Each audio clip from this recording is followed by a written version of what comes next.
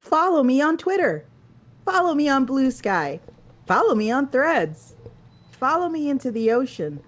Follow me to hell. I'm Spike. Yeah. I'm Kel, and I hate social media. I'm Amanda. I'm ambivalent, but also Hello, concerned by everyone. Spike's guttural beckoning me into hell. I don't want to go to hell. You know voice acting shit. You know how you can do that. I didn't. What? You know how it's voice acting. I know. I said I'm still concerned about you beckoning. I wasn't the fact. I wasn't Amanda, follow.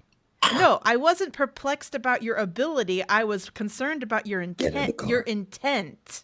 Get in the car, Amanda. I don't want to get in the car. Get in the car. Amanda, See? get in the car. No one who sounds like this has good intentions. Amanda. You're gonna be so burpy later. You're gonna get so much gas from doing this voice. Amanda, put on the cowbell and get in the car. Again. Spike. Yes. Spike, you know what your voice reminds me of? What? Penis. Wow, that's a throwback. No one's gonna get that. Hello, Nudist. Thanks for dropping in. Oh my god. So we should probably change the title because Bree is not here. Oh shit. Oh. That's on me. Sorry, I was Bree also was here last week. Mm-hmm. I was up. Look, I'm updating her social medias to say the things. Wee. But yeah, I suppose this time around though we could talk about what Amanda and myself and other people spent all of last week doing. I talked about ALA without you. Oh, I suppose. Yeah, we already talked about ALA. We're done with that now. Okay, sorry about that, everyone. Hi, Althena Luna. Hi, Daryl. Thank you. Thank you for coming. But yeah, it's been a busy time for me, despite the fact ALA is over on account. There's a ton of ALA follow-up to be done. And ALA has already reaped benefits because one of the books that we sort of highlighted and showboated around the show is already 50% sold. Like the initial run is already 50% sold through. And I believe it released like, I can't even say, like a couple of weeks ago, maybe. Well, no, it doesn't release properly yet. Those are pre-orders. Oh, they're all pre-orders. So it's like it's half gone. Yeah, no, yeah, those are pre-orders. Wow. Yeah. And that's not even counting the crowdfund fulfillment. Yeah. That is true. This is the inventory that's put aside for pre-orders, not even the fulfillment of the crowdfund. So fucking jeepers. But yeah, it's a good book. It is a good book, everyone. And we are talking about The Sea in You, by the way, by Jesse Sharon. We're very happy to have it. Both those books went fucking. Honestly, here's the thing. I know I'm completely biased. People came in with their giant boba straws and went. Yeah, both of them. It's like, I know I'm biased, and so my opinion means nothing, but I think this season specifically, we have so many fucking bangers over at Iron Circus. We have Occulted, we have Seen you have bangers every season? How dare you? Oh, Ryan Estrada is here. Yeah, Ryan was one of the artists that we invited down to ALA Annual, and if I'm not mistaken, he had panels and signings. To ALA? Left to ALA? Over right? to ALA. To yeah, ALA? Ryan is in Busan full-time these days, and Busan is in South Korea, so it's more of a sort of an over to ALA, I suppose. But Hop to your left. Yeah, exactly. So that's that. And yeah, we have, I mean, it's already reaping benefits, and I haven't even done my follow-up yet, which is basically that reminds collecting me. everybody. One of the things you do at ALA when you arrive is on your badge, there's a QR code. And if you even make eye contact with me for half a second, I scan the QR code on your badge. And what that means is I leave ALA with like, I don't know, like 300 specific people who kind of 250. Yeah, but we also got the business cards, so. Yeah. But yeah, I mean, we scanned those people too. Yeah, who acknowledged Iron Circus existed, and that means they're all getting ebooks on Friday because I want to maintain that. In the Slack, Matt was like, "Wow, can you believe we scanned that many?" And I was just like, "Yes, I can believe it." Yeah.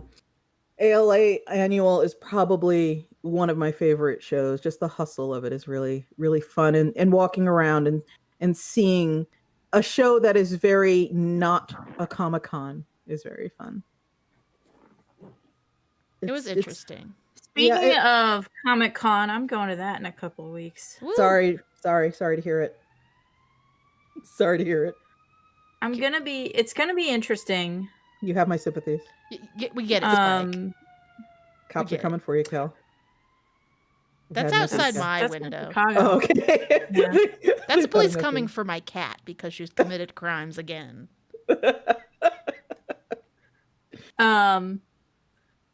This San Diego is going to be interesting. Because all the Hollywood panels are canceled because of the strike. Yep. I'm on Blue Sky, but on Blue Sky, I was watching people ask Neil Gaiman if he was going to be at SDCC, San Diego Comic-Con. He's like, nope. So, yeah, it's going to be weird. I mean, he weird. Frequently doesn't go. Yeah, but you know how it is. Like, there are people who are hoping that, you know, they would be made an exception for because it's San Diego, but no. Well, no, what I mean is I do know some Hollywood writers that are going, but it's because they also wrote a comic book that year. So they're like, I refuse to talk about TV doesn't exist anymore. I have only comics to tell you about. And we have in the Iron Circus submissions pile since the beginning of the strike. We have gotten some submissions that are definitely from people who are clearly more used to working in a Hollywood system. And when I read their bios, I'm never surprised to see that they describe themselves primarily as a TV writer or screenwriter. And I'll say here what I said on Blue Sky, which is solidarity, y'all. I hope you get everything that you are demanding from the bosses. Yeah, I have your back from here to eternity. But it is important that you understand that I understand where indie graphic novel sits on the great social media hierarchy, on the great media hierarchy, I should say. And I am not hype about the prospect of committing to a project I know for a fact is going to be the first to be backburnered if something else comes along. I am already, as we speak, trying to get graphic novels out of multiple TV people. And it has been a years-long process. And I still believe the projects that I'm working on will result in great comics, but it has been very sobering. And I understand what gets priority. And I'm not even saying that those creators are wrong for prioritizing what they do. I'm just saying it is a reality of the landscape that I need to acknowledge. I can't be handing out these big fat advances to people and then not see hide nor hair of them for 5 years. Like that, I am too small for that. So yeah. Solidarity. Good luck with the picket. Love to see it. Take them down. AI is bullshit, but understand where I'm coming from.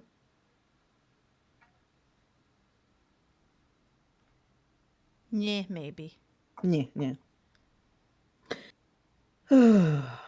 I'm finally not sick. Well, not sick, but I'm finally not suffering. Is this about the wildfire smoke from Canada from our friendly friends to the north? I assume it's about that. I don't know. Yeah.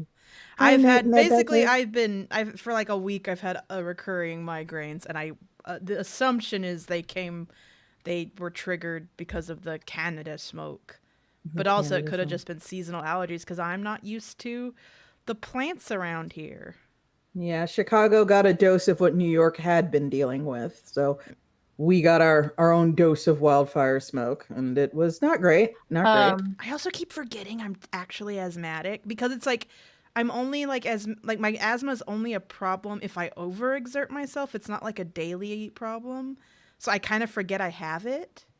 And when I say overexert, I mean like running upstairs. If I run upstairs, I'll die. But like I can like exercise on my exercise bike just fine. It's weird. My asthma, when I have asthma attacks, they feel like they're out of nowhere. So I do forget about that. So maybe the smoke said, hey, you with the asthma, fuck you. Maybe.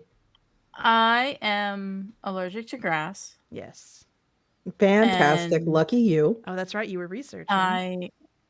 and my allergies have been extra bad lately. So I Googled worst places to live if you were best and worst places to live if you have a grass allergy. Portland is in the top 10. Congratulations. Happy for you. So I'm dying. Aren't we all? I apparently need to move to either the desert or the mountains. Yeah, this is what I hear. I have developed in middle age. I developed what I am assuming is a dust allergy, and it's fine. You know, I can live with it. It might be a mold allergy. Might be. My mom is allergic to cats, but keeps buying them because she refuses to stop. And yeah, that would be me too. 'Cause mold is everywhere. True. I mean, dust is everywhere too, and is year round.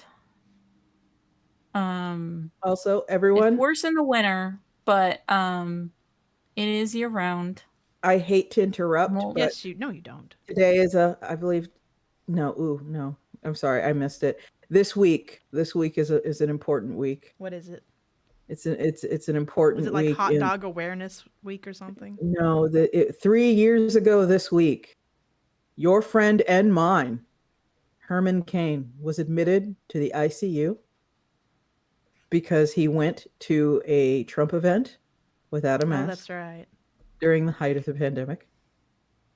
Okay. And we lost Herman, everyone. Okay. And he bequeathed us the Herman Cain Award, which inspires joy and laughter in so many to this very day. So a moment of silence. I refuse. No. Spike is a monster. The originator of the Herman Cain Award, everyone. Oh, thank you. The award that is awarded to boomers on Facebook for posting about how there is fetal brain tissue in polio vaccines and calls themselves a pure blood. And then 2 years later or however down the line, they're posting like with little happy emojis. In ICU on 90% oxygen, please pray, I'm scared. Yeah.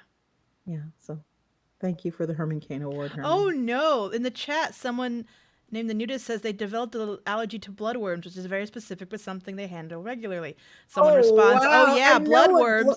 Bloodworms are for food for fish and herbs." And then they come back and respond, "Yeah, I have 47 aquariums." Holy shit! Oh no.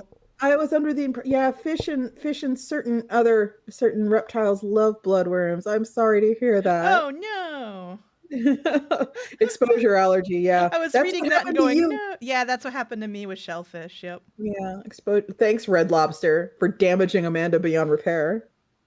I used to love I love lobster. I used to be able to eat it. Honestly, if I'm gonna be real, like I think there's something going on with me too. I gotta go to a doctor at some point, but I think I know what they're gonna tell me. It's just I think I overdid it and I've destroyed myself forever because I can no longer drink diet drinks. So I can't drink like Diet Pepsi or Diet Monster. Didn't you say you can't have caffeine anymore too? I take caffeine pills and I'm fine with that. Oh, okay. But I can't drink diet drinks that have, and I strongly suspect the problem is the artificial sugar. And I just need to go get an allergy panel and see. Yeah, there's one of the artificial sweeteners. It turns out a lot of people, if they're not allergic to it, are mildly intolerant to it. Intolerance sounds likely too.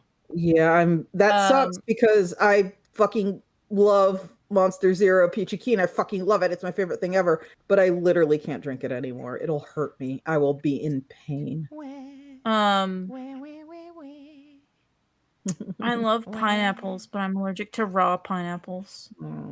Why is life unfair? Rip to your pieces. Rest in pepperonis. Yeah, that's probably...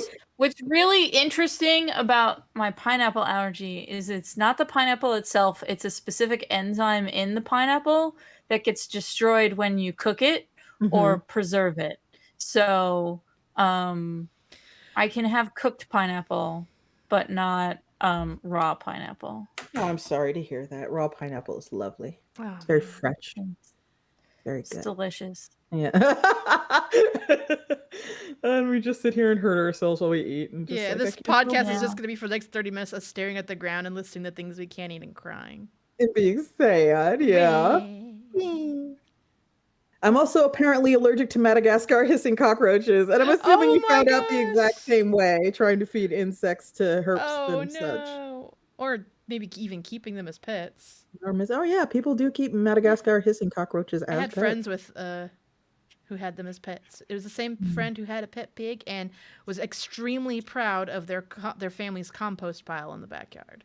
Like they would oh, and they had wait a second, they weren't a friend. I remember this was fucking Cody. Never mind, not a friend. Sorry, it all came flooding back. Cody in elementary school was this kid who like basically had every pet under the sun. They had so many exotic pets that we did a field trip to their goddamn house. That's all coming back to me. Fuck Cody. Can I say something totally off topic? I don't like my anti-Cody rant being derailed, but sure, go.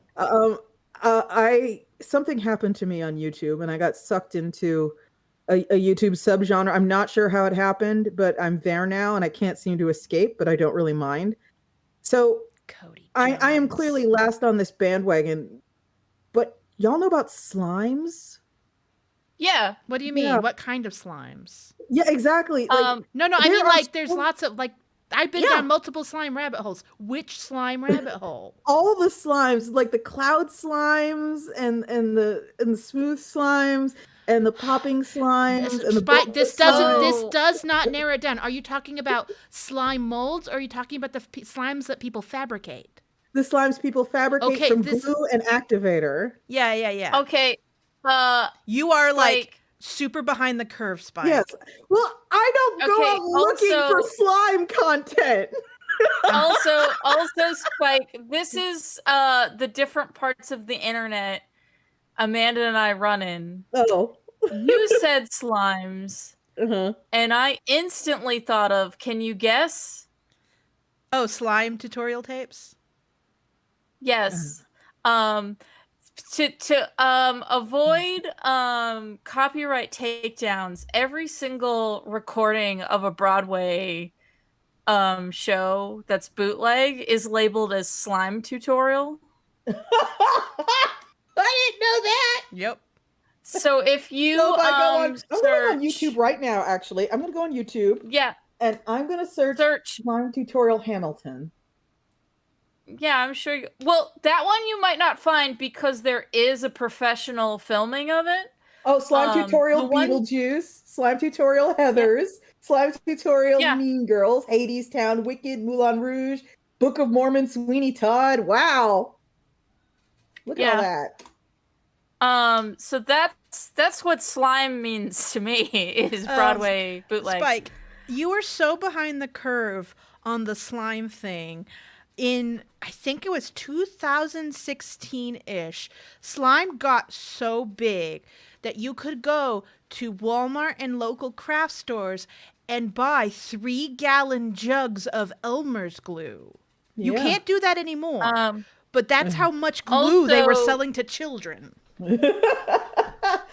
Also, Spike, I have just encountered a link that I know you will be interested in. Oh?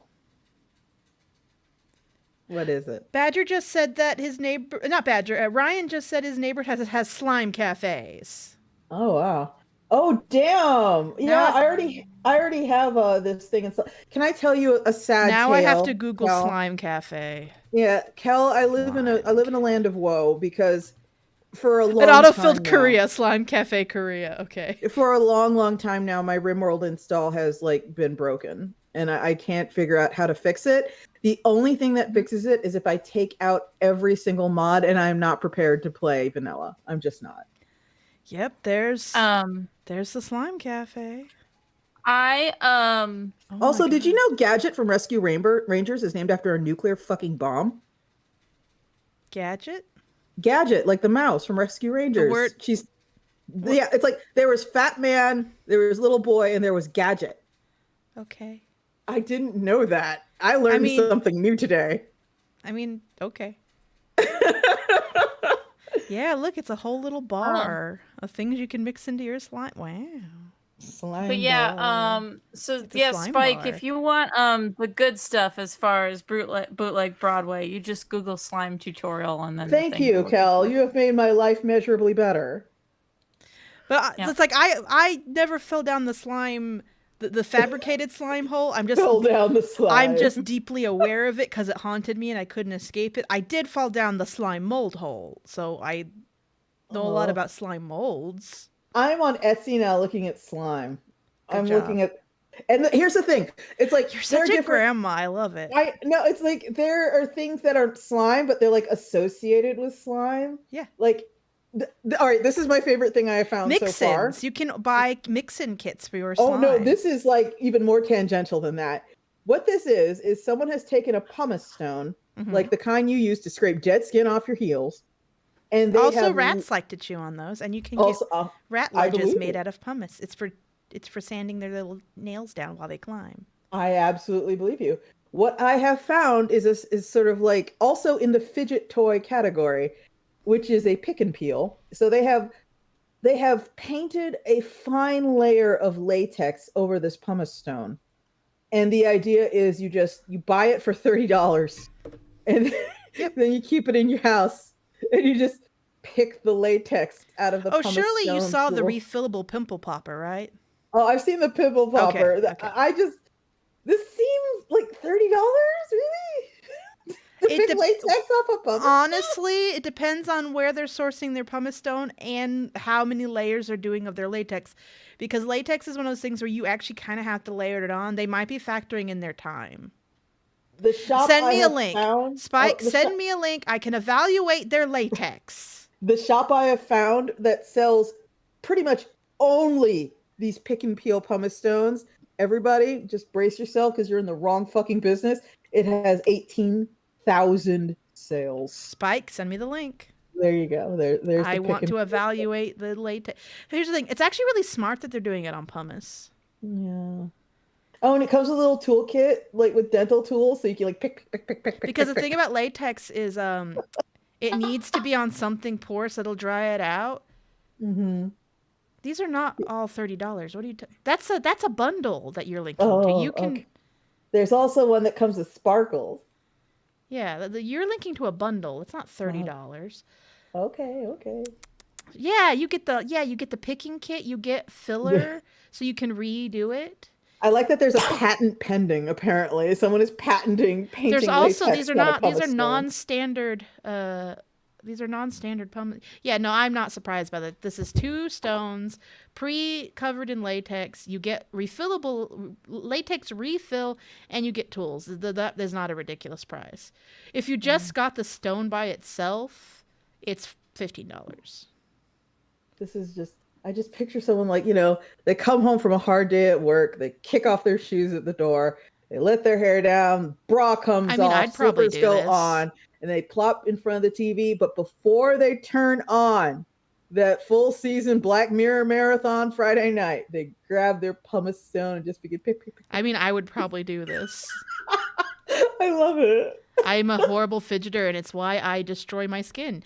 It's why I don't like to wear shorts. Oh shit. Oh, okay. The upsell is here. I'm looking at the Picky Palette Garden now. It's like green slime and it comes with ladybugs and beads and flowers. Oh man, look at all these little bits and pieces you can pick out. Look at this. I can't.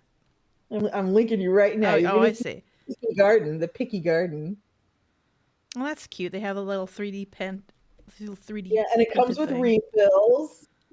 And you can sit there with your little tweezers. Honestly, I wish I'd had this when I was a teenager. I probably wouldn't have fucked up my legs. Oh. No, for real. My legs are so messed up. I'm anxious about wearing like shorts. No. And that's from fidgety and picking and like because of my undiagnosed anxiety disorder. I wish someone had given me a pumice stone covered in latex. I probably would have really enjoyed that. Spike. I am Spike. Uh, fully immersed Buy in- me a pick and peel stone, please. You don't want a pick and peel stone. No, you're right. Mostly because I can make them myself. Yeah, exactly. And plus, ravioli would Uh, probably eat the latex. Latex is not toxic. Yeah, but you don't want your cat eating latex. Also, I don't. Wait, regardless. what do you mean she'd eat the latex? I wouldn't drop the Yeah. pieces on the floor. She'd get them from you. How? No, She wouldn't. doesn't listen to you. I hear her every day. She listens to me. She's a good girl when she's not being a bad girl. I'm actually, yeah. See, if we're gonna sit here and talk about stuff that's big on Etsy, I'm kind of fascinated by it. Like Etsy is kind of trash now, just like overall, because of just like this The drop influx of shippers. the drop shippers, the clearly not handmade stuff, the bulk sellers who are clearly in China and clearly selling bulk sale items but pretending they're homemade. And Also, it's just Etsy like, really hates its crafters. yeah, as a I'm just not company. impressed with Etsy and I'm disappointed, but it's one of those things where it is an online company and its seed investors probably demanded Oh, the same Spike, thing. you've ruined my recommendations on Etsy. Oh no. And the seed investors probably demanded what all internet seed investors do, which is permanent growth line goes up, permanent growth line goes up shit. So they've had to really, really relax their mission statement and let a lot of stupid shit on here. And it's I remember when Etsy was genuinely fun to browse because it was all these like quirky crafter types putting quirky crafter shit out there. I I'm like, will oh, say wow. it's still pretty fun to browse, especially since 3D printing became more accessible. There's some fun shit people are making. Every once in a while I put taxidermy in there, but other than that, anyway, Spike, you should watch some Broadway slimes. They're very good. Broadway slimes. Maybe I will. The Beetlejuice slime tutorial is very good. Okay. And it's especially good to watch because Beetlejuice had a lot of interesting stage effects that it won't be able to replicate once it's in a different theater. So once it starts to travel, it will never be the same. The worms? No, the house. The worms, but also like the house moves a bit. Yeah, thanks for that one, Spike. And I like it. You don't like it? No, not really. Oh, okay. I think it's neat. Not super into rodent taxidermy, thanks. What about two-headed ducklings? No, thank you. I don't want to see rat taxidermy today. No, two-headed ducklings. I don't want to see that either. Okay. Keep it How to about yourself. a frog dressed like Napoleon? I would rather not. Oh, so if somebody wrote a musical that's my actually death called positivity has been there, but it's on slim eyes, Spike. Don't push me. Thin ice. I know I said it right the second time, but I fucked up the first. Wait. Yeah. What if someone wrote a musical that was actually called Slime Tutorial? Noticed if they did that, it'd be like that Wojak people show of like the two Wojaks making O face and pointing. Like every musical person would be like that at it. Like, look, they did the thing. Look. I guess. They know. They guess. They know. I hate that you reference Wojaks. Sorry, it's part of the cultural conversation. It doesn't have to be. Yes, it does. You can leave it on the floor where you found it. Speaking of the cultural conversation. Oh no. Bam Margera, huh? What about him? Who is that? Oh God. Long story short, Jackass crew member. Oh, okay. Used to be wildly wealthy and successful, is now so completely destroyed on every drug imaginable that his fortune is gone. His wife has left him. All the other Jackass people like basically have washed their hands of him, and he is destroying his life in public, sad. in full view of the public. Oh dear. What should I do with this information, Spike? It's just fascinating to behold. It's just I kind of keep a special folder in my on my desktop in your binder, in your little sticker trapper keeper. My desktop full of links, and like occasionally they link to like Instagrams and stuff, and a lot of it is Instagrams of famous people who refuse to accept help on multiple levels. Oh dear. And Bam has gone in there, and previously in there was That's a good question. Has he done a ukulele apology video? oh god, oh my god, I'd love a ukulele apology video from him.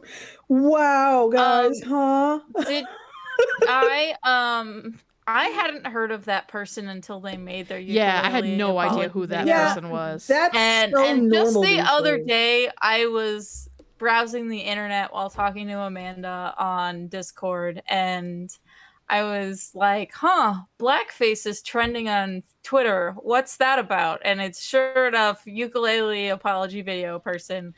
It's now been revealed that she did blackface God. recently. Like this Mhm. isn't, oh, she was a dumb teen. It was recently. Milkshake Juck speed run, except I don't know who they are.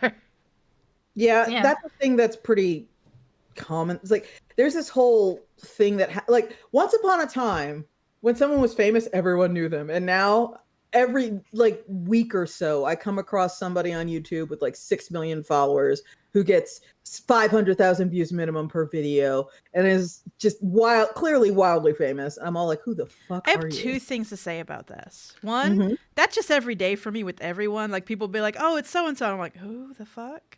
Mhm. And it'll be like, "How do you not know who that is?" I'm like, "I just don't." Okay.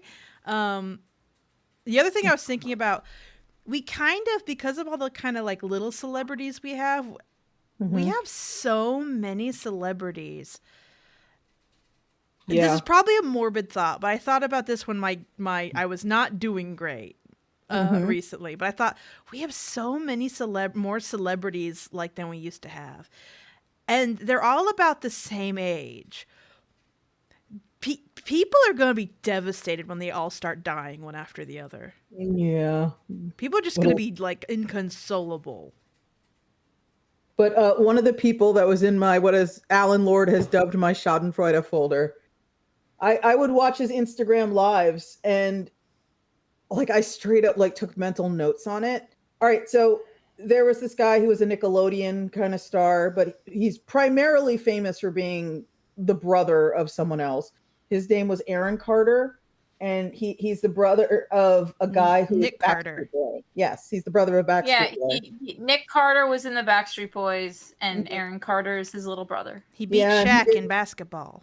and he did acting and he did a few things, and then he kind of fell into like a lot of drug use and fucking up and getting in trouble like a whole bunch, and was super duper resentful about living in his brother's shadow. And he would do Instagram lives a lot, and sometimes I would catch an Instagram live of Aaron Carter and I'd watch it, and mostly it was fascinating to Teeny me bopper, you. because he was just kind of lying in bed, really heavily shadowed, like it's clear the lights were dimmed. And he would just sit there and stare at the phone. He wouldn't like do anything or say anything or perform really. He would just sit there and stare at the phone. And people would just sort of pour all this adoration all over him. And he'd just be like, thank you to so and so and stuff like that. And I remember just sitting there like, oh, wow, there's something deeply troubling about this. No. And this is after He's he had been fine. cut It's off good. by his brother because he was like sending death threats and shit. And Yeah. it was, yeah. So it was a mess. But I just remember thinking to myself, I have to file this away for later for creative purposes if I ever write a character like this, just lying in bed, staring at this stream of people who like refuse to hold you accountable for anything. And just like, oh, thank you. Thank you. You're so kind. Thank you. And then fucking ODing and dying. But yeah, anyway, Ben Magera. That's an interesting name. Yeah, it's actually short for Bam Bam. Oh my god, really? Yeah, it's what his grandpa nicknamed him. Oh, it's a because nickname. Oh, thank God. No, not a given Oh, I name. had listened to like, oh no. Yeah. Basically, as a child, apparently, when he learned to walk, one of the things he really enjoyed doing was kind of running as fast as a baby really could, face first into a wall. Oh, so he started early. Yeah, and then falling over. And he just thought that was like the coolest, raddest thing in the world. And so his grandpa started calling him Bam Bam. And then he just went by Bam. So he's basically been Bam before anything else. Wow. Imagine if like your career was based on the thing you did the most the moment you learned to walk. Right. He had friends in high school where I guess my career would have been eating Barbie shoes.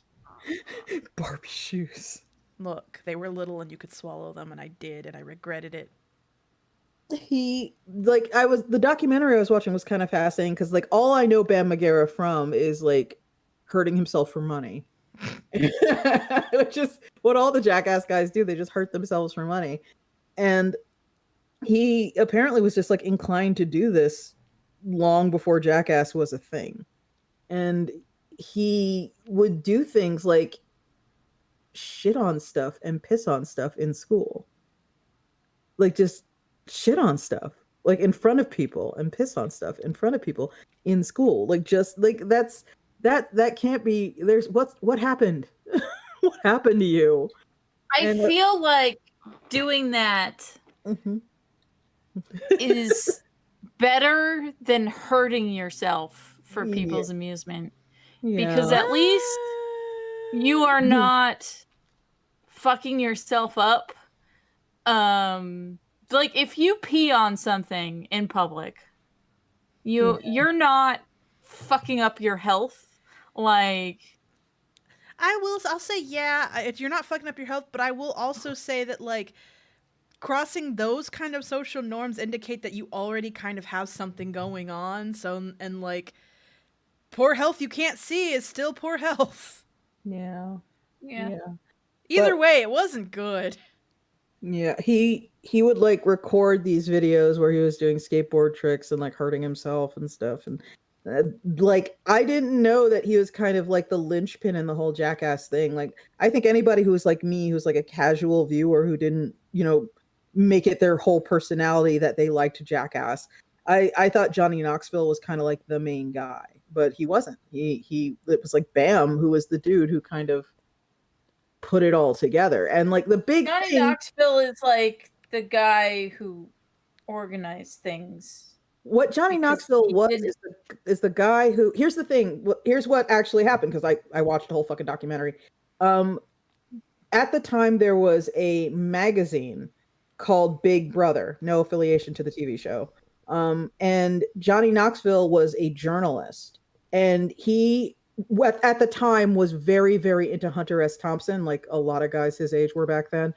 And he decided he kind of wanted to do his own brand of gonzo journalism. So he was approaching magazines with a proposal that I would like to test out various self-defense items on myself and then report back to what it was like and then publish the article in your magazine. And all the magazines were like, oh my fucking God, no. But the Big Brother magazine said yes. And so Johnny Knoxville pepper sprayed himself and tased himself and da-da-da-da-da. And Bam was like in that magazine regularly because it was a skateboard magazine and he was a skateboarder, and he filmed it all.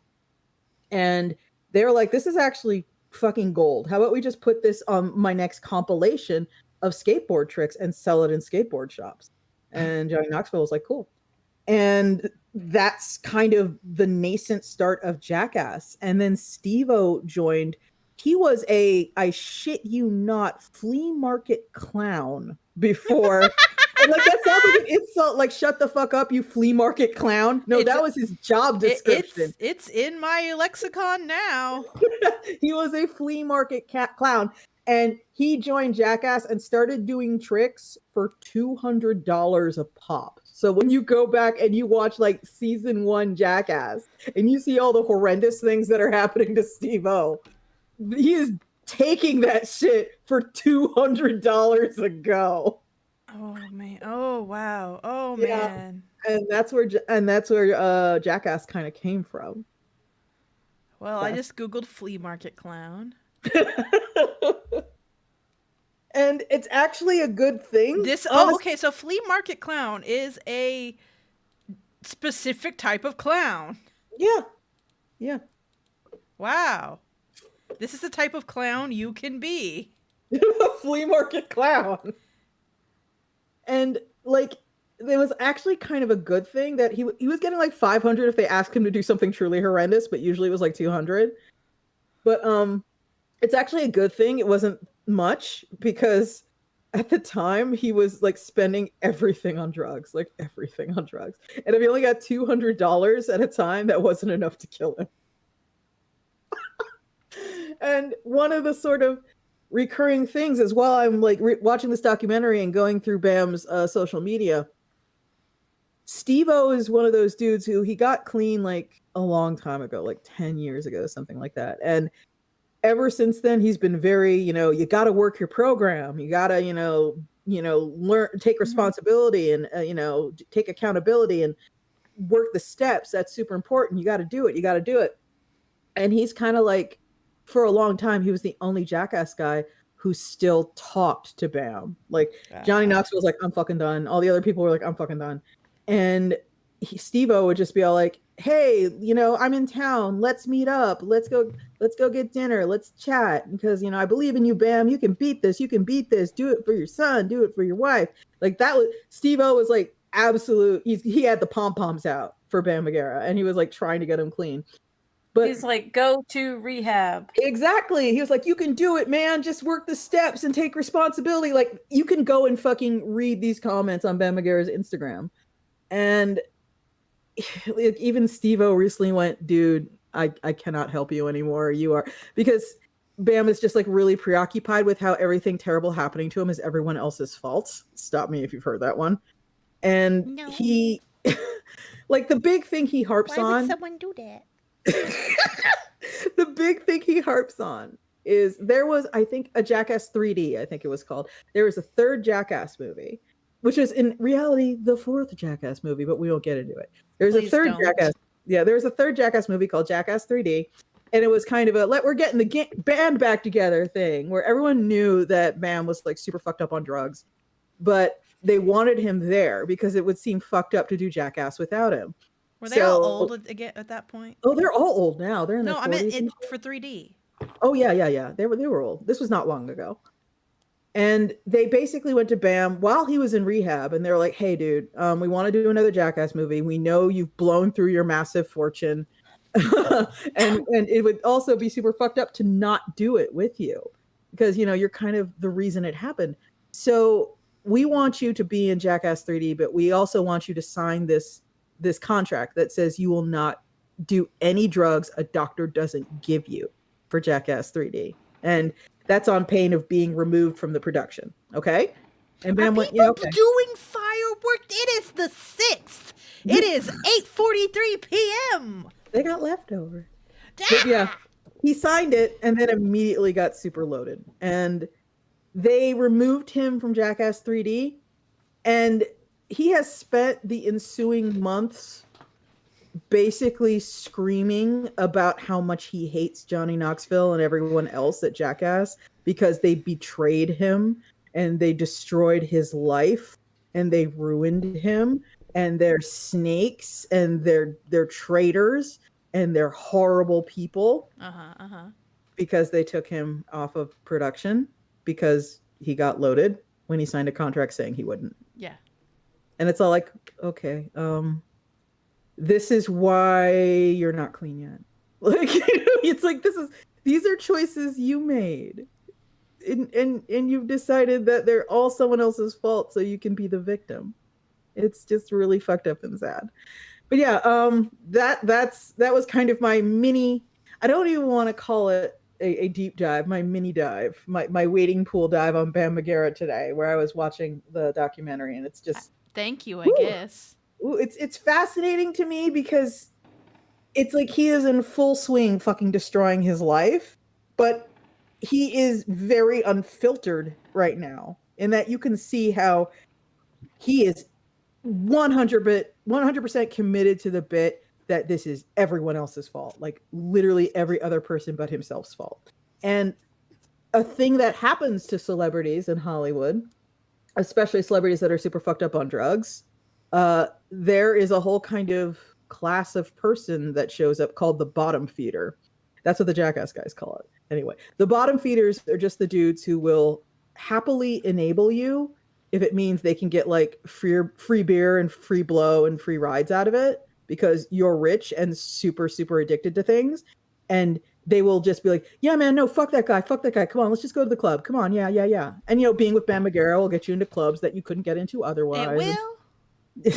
And you can Life hack.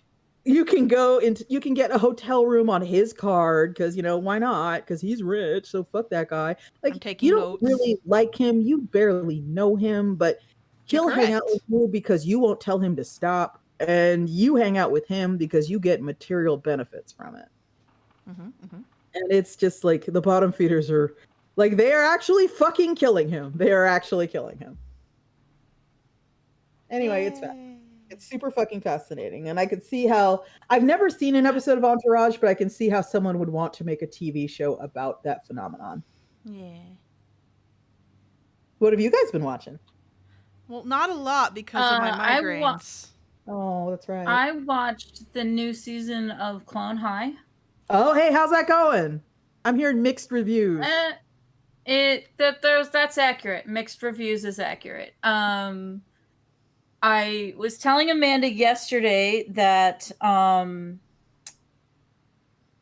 thing that bothers me is, so like the first Clone High had a bunch of like goofy bits where there's like Mary Curie's clone looks all fucked up because obviously radiation messed up her DNA. Like, and jokes like JFK flinches whenever Gandhi does finger guns. And so like little jokes like that are like referencing who they are in history, but they're not calling attention to them and they're not explaining the joke. Like Mary Curie goes to prom with Rock Hudson and then is ditched because he went off with Oscar Wilde. And it's, if you know who those people are, then you know exactly what's going on.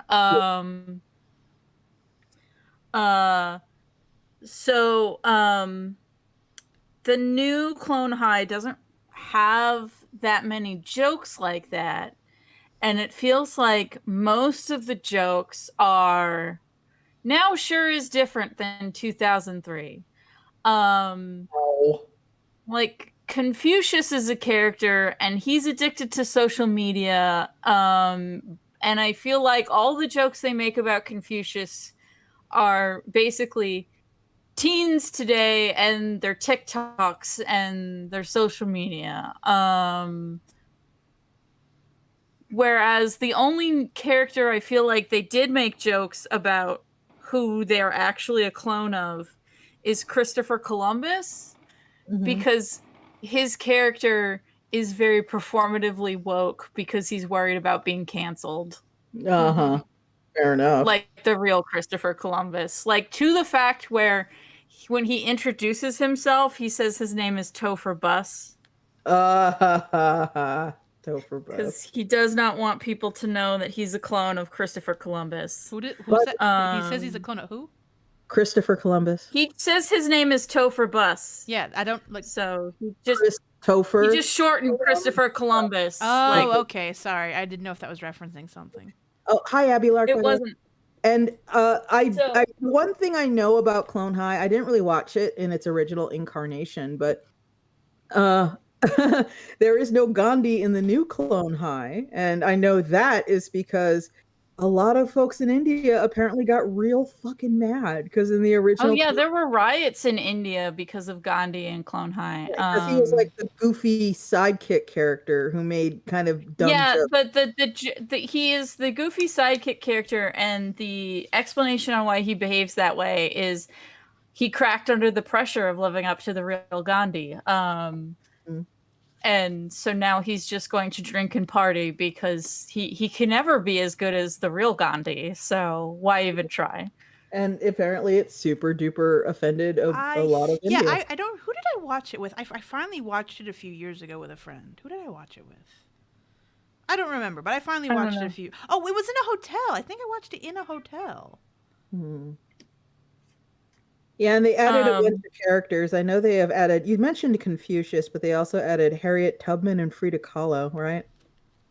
yeah, Frida Kahlo character's fun. She at least is always like doing some cool painting in the background. Mm-hmm. Um, but again, I feel like all the Harriet Tubman jokes could be about anybody. Yeah, they don't want Um, to offend anyone anymore, I imagined. They got to be careful now.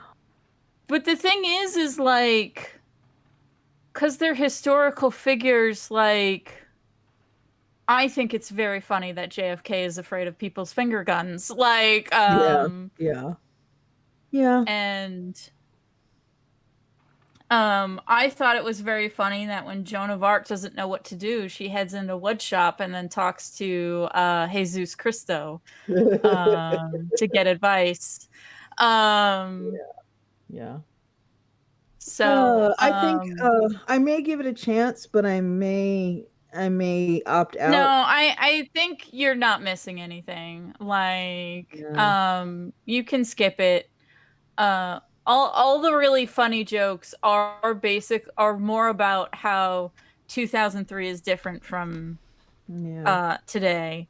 And The funniest bit in it is Abe Lincoln is talking to the Christopher Columbus clone and keeps saying shit that was acceptable in 2003 but is absolutely not acceptable. Like he almost says the R slur and gets interrupted. And then there's a part where he says, I didn't mean to act gay, and everyone gasps, and he goes, when I said gay, I didn't mean in a homosexual way. I meant in the worst way possible. yeah, I see it's like my issue with Clone High is kind of the same issue I have with a lot of what's being produced right now, which is Mhm. it's like it's rehash. Yeah. And I understand it's like they've changed things about it, but it's like this Uh, again. And it's yeah. this We've result of talked about it a Clone lot. yeah, Yeah. yeah. Yeah, Clone High, I feel like, is a little bit different because it is not a reboot, it's continuing, and the creators have wanted to continue it since it got canceled. Yeah. So, they were Yeah. like, finally, but that is ultimately why I think it's kind of disappointing that there aren't as many fun historical jokes in it. Like, especially because I've recently watched History of the World Part 2, Mhm. and that was much funnier, and did a lot more had a lot more fun at history's expense. To bring it back to Jackass, Johnny Knoxville plays Rasputin, um, and they keep doing the different ways Rasputin was murdered Mhm. as if they were Jackass episodes. I, Hmm. I thought that was very funny. Yeah. And then there were a there's a really good bit that was the Council of Nicaea, but it's like producers giving notes on a Hollywood script Mm. um, I don't get to that one. explain Sorry. why all the changes in the Bible happened. Oh, Is oh, oh, they oh, oh. chose it as like meddling producers. Um, Mm. and so there were some good jokes about that. Yeah. What are you reading, Spike? I'm not reading anything. I'm just sitting here. You've got that voice like you're paying attention to something else.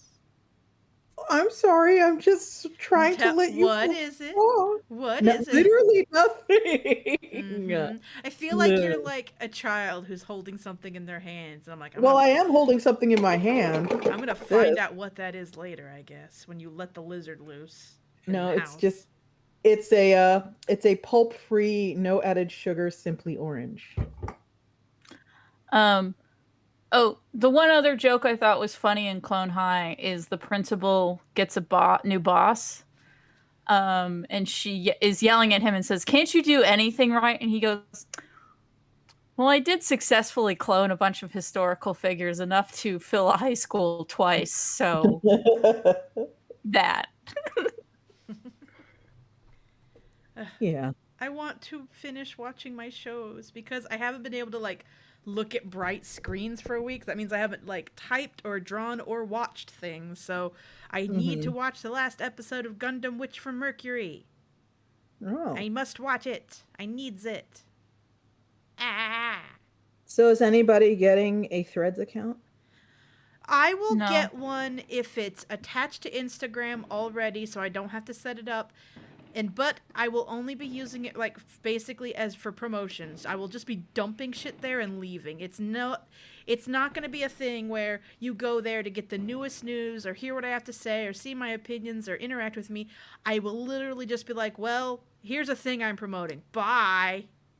I am so utterly fucking grossed out by it. I'm just so grossed out by it. I saw someone compared it to like, this is like if you went to a grocery store and then someone grabbed your shopping cart and filled it up with all the things they want you to buy. Oh no. That is an amazing way to put it. It's just, it's super, and like, here's the thing. It's like there are people who are like, oh my God, Thread had, umpty billion signups on the first day. It's so over for Blue Sky. And it's like, I don't care. Facebook has more users than most social media platforms. I still don't use Facebook except to message my mother. Exactly. And never mind like the creepy shit I'm apparently hearing about it. Like if you sign up for it and then decide never mind, it will not let you actually delete your Threads account. Yep. It'll it will it will also delete your Instagram. Yep. Yeah. And also apparently like Europeans literally can't use it because the EU looked at its privacy stuff and was like, oh my fucking God, and like barred it from use in the EU. And I'm like, if literally an entire continent is like, no, maybe I'm going to hold off for a bit. Yeah, it's just not for me. Again, I might, if it's already like basically integrated with Instagram, so I don't have to do anything, I'd use it. But like, that's it. Just because like, oh, okay, I'll dump shit here. But then that's it. Goodbye. Yeah, it's, I'm just, but that's assuming it proves itself to like actually even be good for promotions, because it's sounding like it's not even going to be good for that. Yeah. Because it's the only people like that are on there. So that means no one looking to buy things is actually looking at it. Yeah, that's honestly what, and like I looked at, I'm sure people are just screenshotting the absolute worst of it, obviously, but like it's all like, hey gang, Logan Paul here, I'll give $10,000 to a random person who rethreads this. And then someone else like, hey there everybody, what's your 5-year plan? Excited to start a conversation. It's like, oh my fucking, this sounds horrible. See, I prefer Blue Sky so far, because so far I'm supposed to say I'm like, or basically grudging, like, guess we're doing this. All right, here we are, everybody. I guess we're calling them skeets. Yeah, I guess we're calling them. I appreciate the vibe of, all right, we're gonna do that, this and I here, appreciate like, hey yo, it's your homeboy Johnny Skinny Penis. I'm here crying in the bathtub. Bring ketchup. Send skeet. I mean, it'll change once it has more like signups and stuff like that. It'll change. It just will. Yeah, I'm enjoying it for what it is now. But based on who it is now, that's going to affect who it becomes.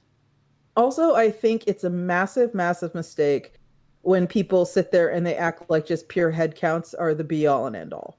Again. I gesture towards Facebook once again. Yeah, it's like Iron Circus, I should say, has a Facebook presence, it has an Instagram presence, and it has a Twitter presence.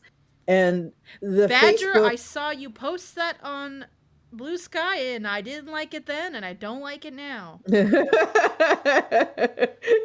100% of the skeets you never see. Bad. And it's more about quality of audience than it is about quantity of audience, and that's just basic shit.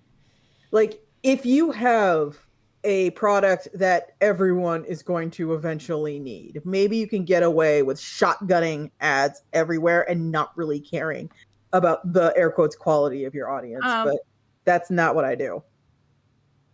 So I have a question. This is off the topic of social medias, because I hate social medias, and never want to talk about I mean, them. all I will do is the addendum, and I'm only going to say it's just the 1,000 True Fans thing all over again.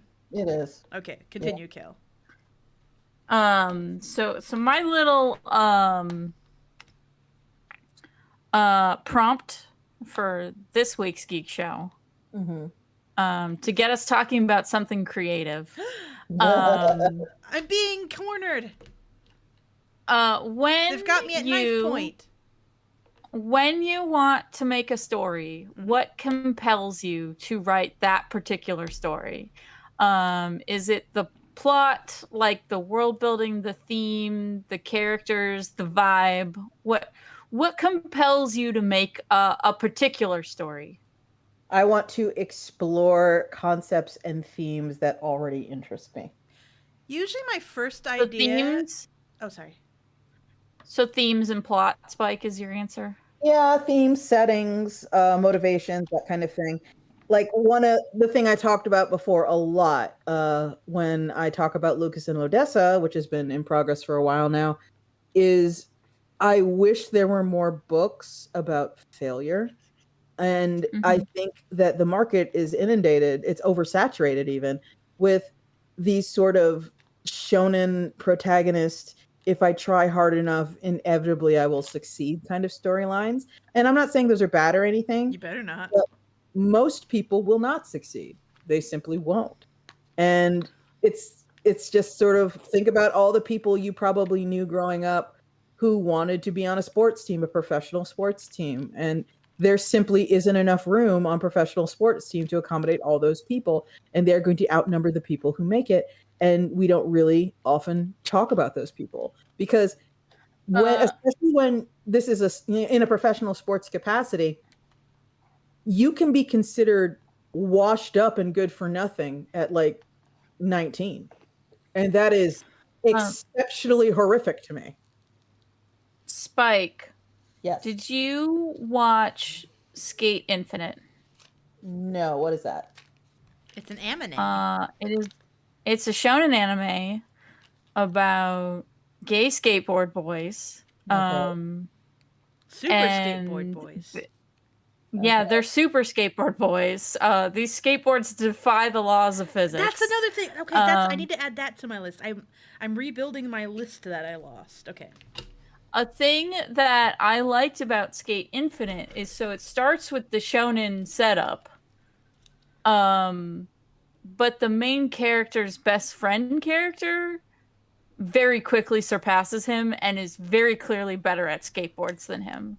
Like, so the latter half is about the main character reconciling that he is just not that good.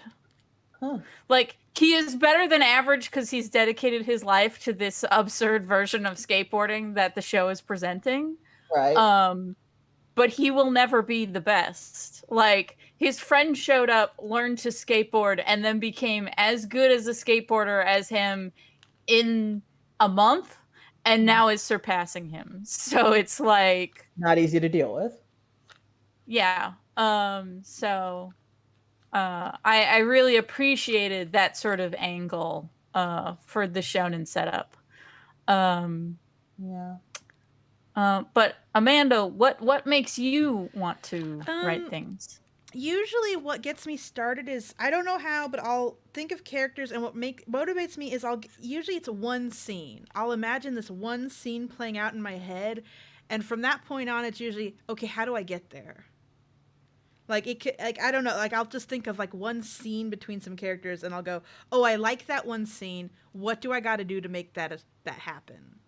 And it's like, okay, I got to write a story. Yeah, I got to write a story around it. I got to flesh it. Yeah, that's what motivates me to make a story, is like, whether it's in the middle of the story, the end of the story, the beginning, it's like, what do I got to do to make this one scene that is stuck in my head happen? That's my motivation usually.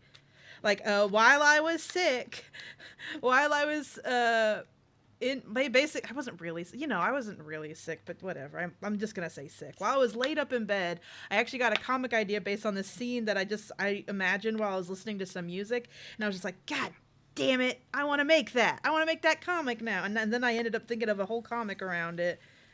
And now I want to make it. I don't need more comic ideas, though. What am I going to do with all these comic ideas? Like, I'm obligated to live to be 100. I know that feeling. But the idea is I want to make a comic now that's like about a bunch of uplifted like animals who are intelligent, like basically anthros, and humans are rare but have like kind of Esper powers or whatever, and they pilot robots, but they have to be sponsored by a little animal person. And it was just because I loved the visual that I was seeing of these like humans being hyped up by the animals that basically sponsor them so they can fight. Did I ever mention the thing I wanted to do in a sci-fi setting about uplifted animals? I think so, The but Pope dog? Yeah, the Pope dog. I think so, but I don't remember it. The details were... I remember the Pope dog. Yeah, the details were that humans uplifted like the usual suspects, like chimps and stuff, but they uplifted dogs out of a sense of obligation because dogs had been with people through thick and thin, so it's the least they deserved. But the uplifting of dogs was kind of incomplete because they were kind of imbeciles who were desperate to please. Oh no. And here's where edgy like early 20s Spike shows up, where basically in the future, like 200, 300, 400 years on, religion is kind of a guttering flame on Earth. It doesn't have the head count it used to, but it turns out dogs, which are extremely persuadable, turn into converts very easily. And so a large percentage of all the major... I believe you also phrase it as they want to be told that they're a good boy. So yes, exactly. And so it's like you knock on the door as a Mormon missionary and like a border collie answers. The border collie's like, "Hello." And you're like, "Can I come in?" The border collie's like, "Yeah." And you sit down and you're like, "Can I tell you about the Book of Mormon?" And the border collie's like, "Okay." And you sit there and you tell the border collie everything, and the border collie completely believes it. Totally, completely believes it. But next week, some Jehovah's Witnesses show up, and they're just really willing. It's instructions on how to be a good boy. And eventually it gets to the point where the Pope, the Catholic Pope, is a Pomeranian. And it's actually been really, really good for the Catholic Church because everyone thinks the Pope is so cute. And you'll just turn on the TV and the Pope will be sitting there on a little pillow, and the Pope will be, held up to a microphone by a cardinal, by like a human cardinal. And it'll say, "Jesus loves you. Jesus loves you. I love you. Jesus loves you. I love you." And it's just like a little Pomeranian with its little legs working, wearing a little hat and everything. And everyone's like, "Oh, yeah, I'm a Catholic again." Hi, Jay Brooks. But yeah, that was the thing I wanted to put in Wreckers, which is like a sci-fi concept I've had for since high school. Basically. There was a comic that someone I know in college was working on, and their future for the Catholic Church was that everyone just became hardcore BDSM freaks. So like it kind of ceased to be a religion and more just like a kink group. I would like so it's just like devolved into like pure fetishism, like punishment fetish. Yeah, I could see that too. I could be playing Warframe right now, but instead I'm talking to you dorks. I'm sorry. We can end it early. I'm tired. No. What? I'm monster. Serious. Dude, I have been in a fucking meeting for like 6 hours straight. I mean, if we unanimously wanted to call it early, I'd be okay with it just because I want to play Warframe because I'm an awful person.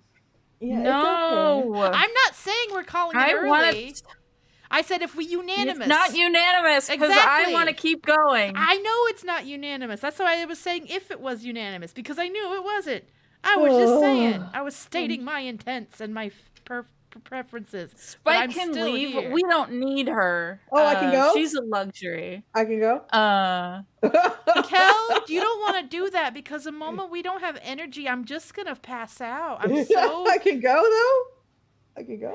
But... Yeah, Spike doesn't like doing this show with us. You guys is writing things, and now you're just... What did I do? You're gonna flit away. I'm not going anywhere. I said if it was unanimous. Honestly, though, I wish I was more creative these days because I have no time to do anything. I've been doing a lot of, leans in real close to I just wanted to make a joke about playing Warframe. That's all I wanted to do. Yeah, I've been doing a lot of, if I can lean into the mic real close, no, you can't. Stop it. Proximity effect. I've been doing disaster cleanup. And so I haven't had time to be creative in a long, long, long time, to the point where I was actually scheduled to be in an anthology that I was not running, and Iron Circus was not running, but I had to drop out because I had too much to do. But yeah, it's been, I haven't drawn for like over a month, and it makes me feel incredibly bad. But I have too much to fucking do right now. I was gonna finish writing a graphic novel in June. And then that didn't happen because of disaster cleanup. Disaster cleanup. And the euphemism of the year. Disaster cleanup. I don't want to talk about disaster cleanup. It's going to make my blood pressure skyrocket. All right. We do not have to talk. Tell us about your writing thing. Yeah. What makes you want to make things? What makes you want to write? I am always pulled to, hey, this narrative thread is loose, and what if I pull on it? So I do consume a lot of media because usually that's how I find things I want to make stuff about. It is stuff like, well, if this is true, then X must also be true. And that is how a lot of like my process goes. And I think the reason why I will never run out of City Between stories is because the way I write it and decide where to go next is that there's always some thread that I can't like wrap up in a shorter story. So that thread will become the next one. And that's also usually the types of stories I like in general. Reading the stories that do pull on those things. I was telling someone, because I asked this question on Blue Sky and Tumblr. I was telling someone that my favorite episodes of Star Trek Next Generation are about Officer Barclay because he answered all of my stupid questions. Like I was sitting there like every other episode is about the transporter malfunctioning and going horrifically wrong. Why do people still get into that thing? It seems very faulty and dangerous. Why is no one scared of that? And then Barclay shows up and he does not want to use the transporter. He is terrified of it. And I'm like, okay, good. Someone is being a nervous wreck about this thing. And like continuity of self. Yeah, oh no, this isn't even that, Amanda. Like every other TNG episode is like the transporter went wrong and now this fetus that was in this pregnant lady is in a different lady. Like okay. See, I don't watch those, so I didn't know. Or we accidentally made a duplicate of this person. Or like we accidentally like the transporter malfunctions, so we can't finish teleporting people, so we have to like keep the power on so the data that is them is saved until we can let the transporter like finish manifesting them. So it's just like, why would you get in that? Yeah. I think we've all been thinking, why would you get in that quite a lot recently? And then another thought I had while watching Star Trek is, so if the holodeck can make anything, what's to stop someone from just living in a holodeck? Where would they pee? And then sure enough, Barclay is constantly late for work and is nowhere to be found when he is not required to be somewhere because he is constantly in the holodeck living out his elaborate fantasies, and he is addicted to the holodeck. And it's like, yeah, that would happen. Yeah. Oh God. See, I just assumed this so was another continuity I always of self-consciousness thing. Yeah, so I always think about those, like, Abby, why would the holodeck not have a toilet? It can have a toilet as soon as you want a toilet, Abby. Okay, but here's the thing, though. There's more to a toilet than just like manifesting a magical fake toilet. That shit's got to go somewhere, literally. I guess the holodeck takes That's how Star Trek works. I asked online, is stuff made in the replicator vegan? Like, if you made a cheeseburger in the replicator, is it vegan? Because technically, there is no cows were involved in the creation of that cheeseburger. You think just about said that sometimes, yeah. Like, and I didn't get an answer on if it's considered vegan, but I did find out the replicator is taking waste matter, aka poop, from everyone's toilets and is using that to make food. Efficient. So that's so Spike, if you pee or poop in the holodeck, it's going into the replicator system. That sounds fantastic. Yeah, I'm down with that. Yes. Okay, so but here's the thing, though. No. Like I wonder about that because we're actually that's kind of a now question. The whole thing about like air quotes vegan meat. Like veganism is more about it's about more than what you eat specifically. It's about, you know, being opposed to animal exploitation and animal torture and animal murder and all this other stuff, right? And so the meat that is now being grown in vats, they took like a skin scraping from a chicken and a cow, and they grow them in vats, and no animal has to die for a steak or a piece of chicken that comes from one of these vats. However, it still is very literally steak and chicken.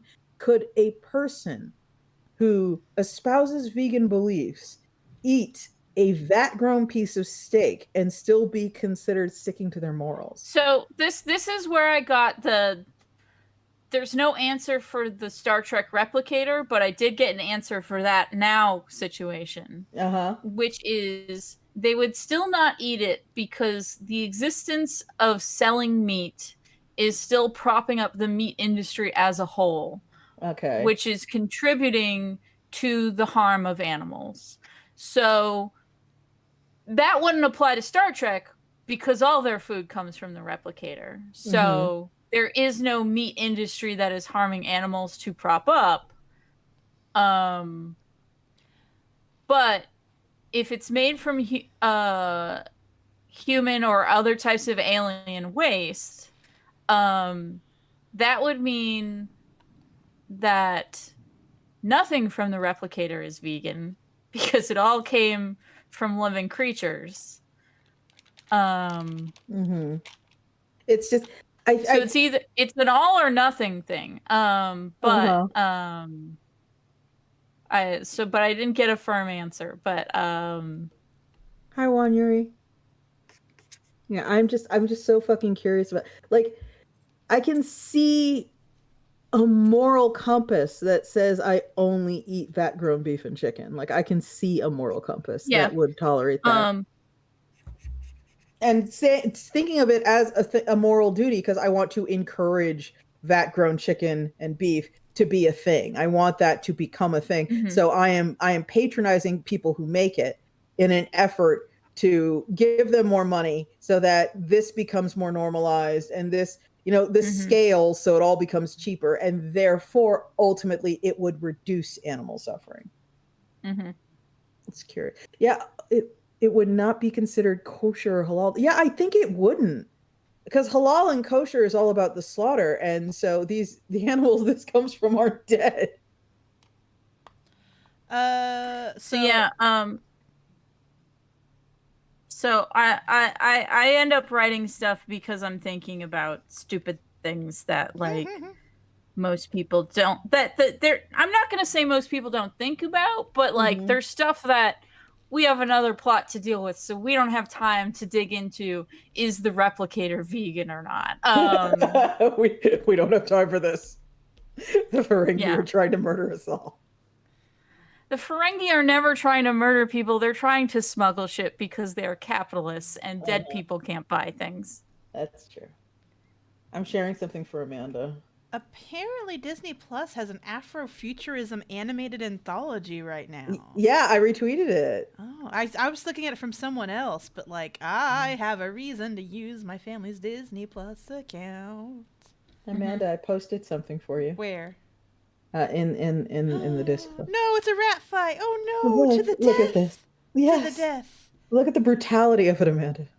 Oh, I have to mute it. Okay, good. Oh my god, to the death! The brutality of it. Oh my god, he's dead! Horrifying. Oh, I'm sorry. Someone is in the chat saying giant balls. Someone in the chat is saying, why do aliens in Trek universe all look like humans with weird foreheads? And Abby Larkey did reply with, there is a plot about seeding human-like aliens all over the place. I remember someone making a joke with, and that's why every alien race has Jeffrey Combs. That, and you know, it is a TV show with a TV show budget. Yeah. But Jeffrey Combs has played, I think, every species of alien on Star Trek. But at the end, yeah, I mean, it's a practicality.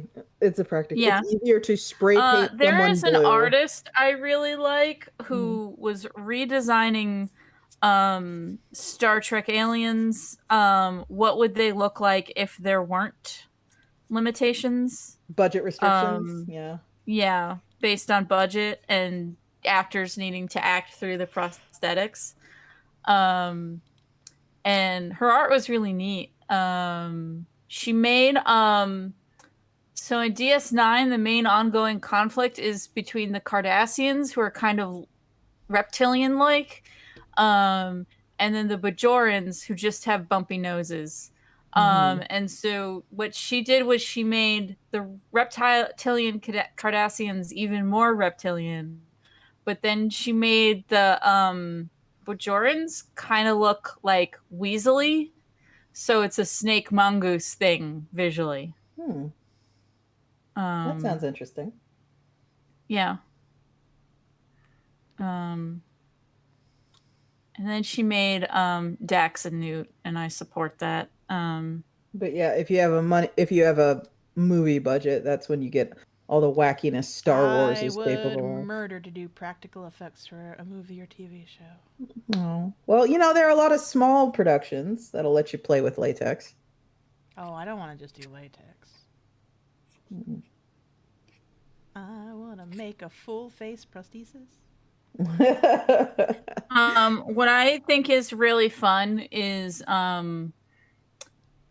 Lower Decks, the cartoon Star Trek, had one of the guys who played the Ferengi have a guest starring role in an episode. And he said to do his character's voice correctly, he put the prosthetic Ferengi teeth in his mouth. Because otherwise he wouldn't be able to do the voice. He had to talk through the prosthetics to properly voice act the character. Huh. Fair enough.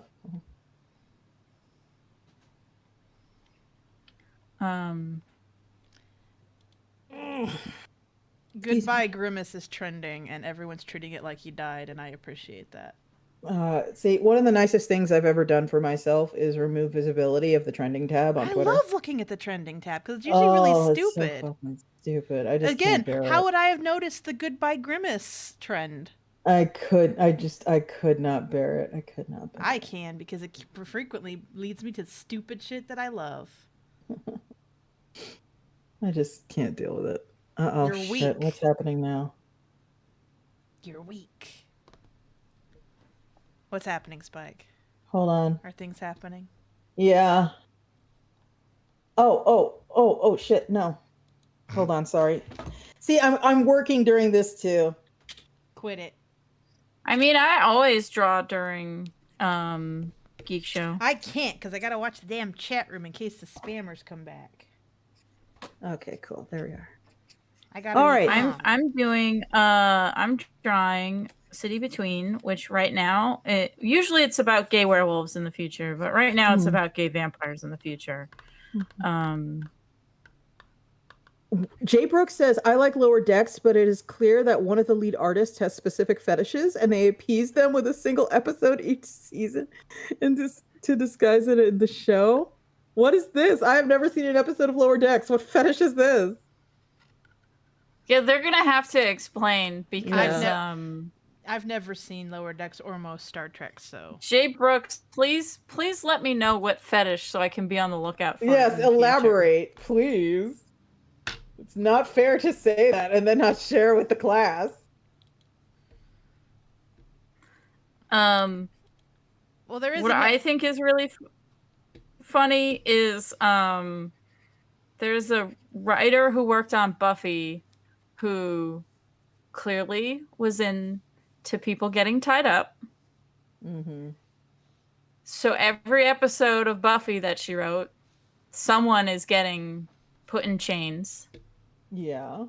And then after Buffy, she worked on Mad Men. Particularly season 2. So all that stuff with like Bobby Barrett like grabbing Dawn's crotch, and then him like pulling her hair. It's like, oh, this is her thing again. What was that cartoon? No, it wasn't Daria. There was a cartoon a while ago, and I'm completely forgetting which it is. You'll all have to help me with it. Where one of the writers created a self-insert guy that was like so clearly him. It was like this white guy with brown hair and glasses and kind of a nerdy affect. And like this character was dating one of the female characters, but and like this was a thing that he had clearly decided on by himself. It wasn't anything that like they came up with in the writer's room as part of the arc for that season. It's just whenever he submitted a show, that self-insert was in it, dating or being in the presence of one of the female main characters. And like the female main character was like written, it was the Powerpuff Girls reboot. Is that what it was? Where it's like she was like smitten with him, and then like it's like he didn't exist in every other episode that season because he didn't write all the episodes. And it was like really, it stuck out like a sore thumb, and it was really uncomfortable. He was dating Jay Brooks Blossom. is saying there is an episode where the team has to contain exotic materials, and each of the materials is pretty much based on an artist's DeviantArt fetish. I feel like that was the plot of the episode, though. That wasn't the animator putting all their favorite fetishes in as many episodes, in at least once per season. Like, the plot of the episode is basically Spike. These orb things, when you touch them, it reads your minds and tries to make your fantasy come to life. Oh my god. And that very quickly devolved into fetish material because that's what those orbs do. Okay, I am just going to post a few things. Must you? Yeah. I'm gonna fucking post a few things. Don't do this. They're paying you. Stop. I could have gone my whole life not seeing that. Yeah, that's the writer. I hate this. That's the writer, and that's his little self-insert character. Spike, that's awful. I didn't do it. Don't blame me. Do not hate me because I speak the truth. I'm just saying, we're not saying you're wrong. I'm just saying we don't want to see this. This is again, I believed you when you said it. You didn't have to prove it. This is basically like, hey, Amanda, do you want to see a dead body? And I say no. And you show me a dead body. Oh my god. I don't want to see this. Oh, this is so embarrassing. This is like painful. It hurts me. This is Also, it's so really weird. funny that they're in different aspects, and the first one's stretched to the side, so his face keeps changing shape. Spike, it's bad.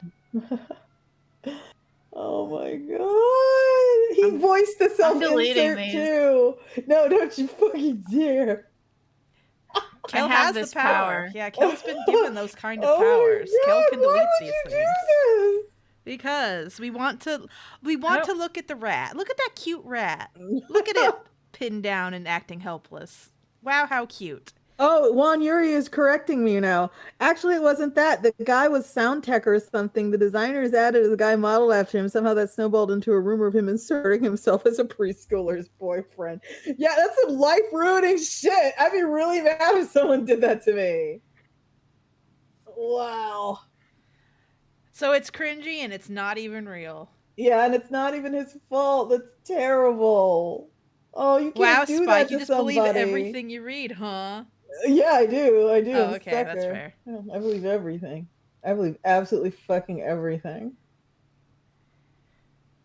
I'm gonna go back to looking at Etsy taxidermy where it's safe. One day I'll get some really nice dead animals. And hang There's them an on the wall. episode of Lower Decks where all the engineers are sent to a spa and then can't relax, and it's because solving problems is how they relax. And I was like, I am in this picture and I do not like it. I found a baby doll with a possum head. I definitely don't want to see a possum head removed from a possum and put on a baby doll. Wow, it's quite the thing to behold. I'm sure it is. I don't want to see it. Okay. How about a raccoon eating That noodles? is the doctor on the Lower Deck ship. Oh, there it is. Okay. Oh yeah, you show me the cat lady. She's a cat. Meow. Do you know what an Asquatch is? You're from Texas. I bet you do. I do know what an Asquatch is, yes. Okay. For the benefit of the chat, it's when someone like taxidermies a deer's butt and puts eyes and teeth on it. Yeah. It's very silly and it's like fur-bearing trout silly. It's jackalope silly. It's when you take all the leftovers and you just squish them together into something. Oh, Spike. What am I going to do with you? Hopefully nothing. I like it here. What do you mean you like it here? Yeah, you're not going to do anything to me. I don't want to leave. Why would I make you leave? You said, what am I going to do with you? Yeah. Hopefully nothing. But what does that have to do with making you leave? Well, that would be something you could do. I can come inside your home to do the things I need to do. True. To make you stop your... Well, you're everything. Spike, you and man need to go to the beach with me. We're going to make hot dogs. Well, not make hot dogs. That's wrong. We're going to roast hot dogs. I don't want to go to the beach. You don't want to go to the beach? You don't want to have a picnic with me? I don't want to go to the beach in general. Oh. Yeah, I'm also not a beach person. I'm sorry, Amanda. I wasn't inviting you. You live too far away. Oh. Okay. If you did, I would have attempted to invite you if you didn't, but then I would have been turned down. So it would have resulted in the same result. That's okay. I actually am going to the beach tomorrow. Oh yeah? Yeah, my full well, I live near Jackson Park. Well, okay. I shouldn't have said that. Oh well. No one's gonna come for you. It's fine. I'm just saying. But yeah, no, I live near Jackson Park. It's like literally, I can walk 7 minutes to the beach. That sounds great. It is. That's why I'm trying to get people to go with me. Yeah, I think maybe I might this summer or end of summer, maybe beginning of fall. I might. It'd be fun to have a picnic. Yeah, exactly. That's what I was thinking. Picnic, Spike. Yeah, I have a picnic basket and everything, and I could pack us little bentos, and we can go out and chill out, and maybe Lucy can exist without her diaper for 5 seconds, and it might be nice. But you love or hate the water? Lucy's reaction. Oh, well, she can't go on the beach anyway, I don't think. Yeah. Her reaction to the beach when she has been taken is she is totally cool with water. She basically ignores it until it gets higher than her ankles. Which is not a lot of water. No, it's really not. She will happily go and her stand. ankles are like 2 centimeters up off the ground. Yeah, she will happily stand in puddles and sniff the puddles and just stand there. So but she if they likes go her up, toes being wet. That's it. yes, she reminds me a lot of Matt, my husband Matt. He had a husky growing up, and the husky liked to just stand with its toes in like the wading pool, but no other part of it. And that's what Lucy makes me think of. Mika the husky having in the heat of the summer, only wanting to get her toes wet in the wading pool and just standing completely upright in the water-filled pool in the summer with wet toes. So I'm just emailing someone real quick. So you accuse me of not paying attention to things. Okay. I was paying attention. You were talking about the doggy in the water. But I'm just responding about a business thing. I am actually working briefly. Okay. Welcome to self-employment. I've been here, Spike, for a while. Me too. I'm just saying. Fuck, I forgot what I was saying. Oh, yeah. I watched an extremely bad werewolf movie the other day. It starred Jason Momoa as a biker werewolf. And that was the high point of the movie. The rest of the movie was not good by any stretch of the imagination. It went on a weird eugenics tangent. Hooray! I love eugenics. Oh, wow. I do not actually, please. I love eugenics. Amanda Lafreniere. Please, no, don't tell Mr. Obama. No, Mr. Obama, I'm sorry. I'm sorry, Mr. Obama. Please. Oh God, I can't believe we didn't annoy the person staring the other side of our kiosk at ALA. But they were very friendly. Very cool. No, she seemed to very much enjoy it. But I was like, I basically turned around and I was like, oh my God, we've been doing the baby voice, please, Mr. Obama, for an hour. Oh no. There's another person back there. Oh God. They were fine. It was fine. Yes. It's like, oh no, I forgot other people can hear me. It's fine. You made ALA bearable. Thank you. Thank you. I'm glad I tried. No, Badger, no. I said it in a baby voice. You can't hold that. Things you say in a baby voice will not be held up in court. They're inadmissible. Yes. Please give me all the money in the door. Jay Brooks. That is because the guy is intentionally not promoting it due to the writer's strike. That's a shame. I've actually been seeing a lot of ads for it, but it's on their YouTube ads. I really want to watch it. Yeah. I saw the commercial for it, and I was fed up with superhero shit before it started. You know, I haven't seen any of the Marvel or DC shit, and I want to see I'm a Virgo. I'm very interested in it. You should see I'm Sorry to Bother You. Well, that doesn't count. That's not superhero shit. Well, I'm just saying, like, see that before I'm a Virgo. Okay. Not because they're related, but just because that's also a good movie by him that's not superhero stuff. Yeah. Okay. Then again, I wager YouTube ads are probably cheaper. Based on the other YouTube ads I have seen, I bet YouTube ads are not that expensive. Hmm. I think it's a kind of a... Wow, I heard every slurp. I have orange juice. I heard the bottle empty. It was good. Was it good? I bet it was. Damn. Good, yeah. No ASMR is not allowed. You will get kicked. But yeah, I talked about this a little bit on Blue Sky, but this is one of those times I'm kind of sad. Because there is a creator who I'm sure you're gonna know who I'm talking about, Kel, but there's a creator named Dwayne but McDuffie. Not Amanda. Well, do you know who Dwayne McDuffie is? Yes.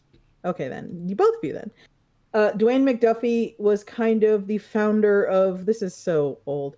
He was like the founder of the Milestone imprint, which is sort of the origin of Static Shock. Well, I'm pretty sure it's just Static these days, and was kind of very much in the, more Black superheroes, more superhero stories Black people can relate to, and like kind of that camp. Like he was trying to promote that like fucking a bazillion years ago. And I met Dwayne McDuffie at a convention, also maybe half a bazillion years ago. And he took me aside and he's like, "Do you want to work on a comic?" And I was like, "Yes." And then a couple of months later, he was dead.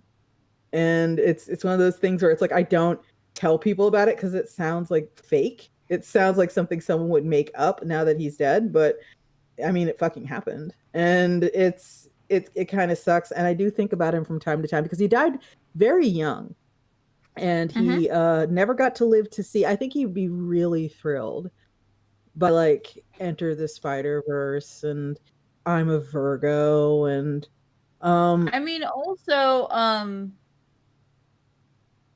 the guy who directed Nope, I forget his name, found out that like Dwayne McDuffie's like his half brother. Jordan Peele, really? Yeah. No. Oh, Or fuck you. I'm gonna look this up. He found out though, but Dwayne McDuffie was already dead. Like, no fucking way. Hold on, I'm gonna look this up. No fucking way. Get out of here. Yeah. No, Keegan Michael Kay learned he and Dwayne McDuffie are half brothers. That's the other one. Yeah. Okay, I was That's mixing them up. That's Toad. Okay. Yeah. Okay. I was like, no, that'd be too fucking weird. That'd be too fucking weird. But yeah, but this poor man is just Toad to you? Yes. Wow. Literally yes. Wow. So yeah, I thought that was interesting that like, oh man, like if that turned out like a little differently, they could have met before he died. Like, if they could have made some cool shit together. Yeah, I think about that too. He would have fucking loved a lot of things that are going on right now. Like I can't even imagine how he would have reacted to something like Black Panther. That would have been real cool. Anyway, everyone make sure to go to your yearly checkups so nothing sneaks up on you. Yeah. I do need to get back to my biking. Yeah, me too. Me too. Especially now that I can goddamn look at screens again. I'm gonna watch anime on my stationary bike again. That was doing so good for me because it's like you get kind of into it and you forget what you're doing. Yeah. Like I can't even when I rested, I had to pause. You have to pause. I wish I could like rig it up to my TV, or my TV won't play unless I'm biking. God, think how much like healthier we would all be. I mean, some people just wouldn't watch TV anymore. That's true. Different people like different stuff, and I actually like to bike. It's just hard to do. But now I used to. Yeah, I was trying for a while there to do a walking desk, and I just fucking couldn't because I couldn't focus no matter how slow I went. A walking desk? Yeah, where where you work while you walk? Yes. Ah. I think I could do that. I just could not focus. I get some of my best thinking done when I'm walking. Hmm. Yeah, I will sometimes go for 2-hour-long walks just because it gets me good ideas. No, that sounds cool. Yeah. I can't.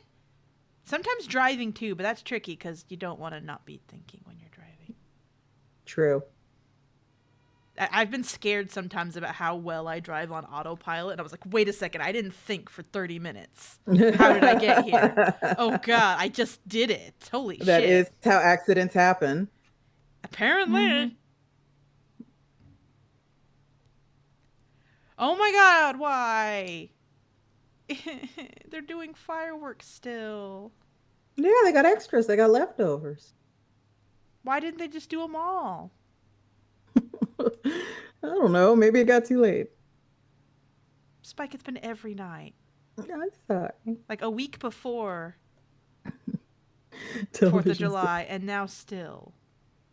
Why is this happening to me? Amanda doesn't answer my emails midstream. Oh my Wait, God. what? Oh, Ryan just said something. I was answering emails. Sorry. Just colorist things. Look, sometimes I get emails and I kind of know deep in my heart if I don't respond now, it will again.